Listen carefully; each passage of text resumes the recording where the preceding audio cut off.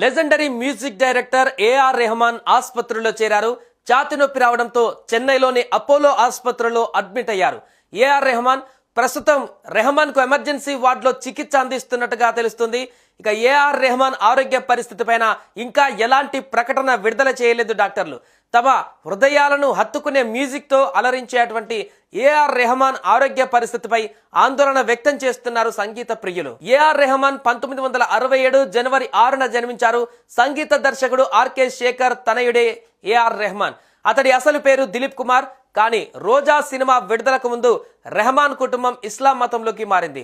దీంతో అప్పటి నుంచి దిలీప్ కుమార్ పేరు కాస్త రెహమాన్ గా మారింది. ఏఆర్ రెహమాన్ భార్య కూడా రీసెంట్ గా ఆరోగ్య సమస్యలతో బాధపడుతున్నారు. ఏఆర్ రెహమాన్ గతేడాది తన భార్య సైరా భానుకు విడాకులు ఇచ్చిన సంగతి తెలిసిందే.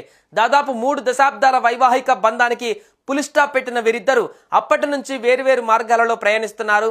రెహమాన్ ఎప్పటిలాగే వరుస సినిమాలు చేస్తూ బిజీగా గడుపుతున్నారు. సైరా భాను పెద్దగా వార్తల్లో నిలవలేదు. అయితే ఇటీవల ఆమె తీవ్ర అనారోగ్య సమస్యలను ఎదుర్కొన్నారు. హెల్త్ ఎమర్జెన్సీ కారణంగా ఆసుపత్రిలో అడ్మిట్ కావాల్సి వచ్చిందని, డాక్టర్స్ ఆమెకు సర్జరీ చేశారని సైరాబాన్ తరపు లాయర్ వందన షా తెలిపింది. ఈ మేరకు ఒక ప్రకటన రిలీజ్ చేస్తూ కష్ట సమయంలో రెహమాన్ ఆమెకు మద్దతుగా నిలిచారని పేర్కొన్నారు. 9 ఏళ్ల వయసులోనే తండ్రి మరణించడంతో కుటుంబ బాధ్యతలు భుజాన వేసుకున్నాడు రెహమాన్. ఆర్థిక సమస్యలు ఎక్కువ కావడంతో చదువును మధ్యలోనే వదిలేసి 11 ఏళ్ల వయసులోనే పియానో, కీబోర్డ్ ప్లేయర్ గా ఇళయరాజా, రమేష్ నాయుడు, రాజ్ కోటిల వద్ద పనిచేశాడు.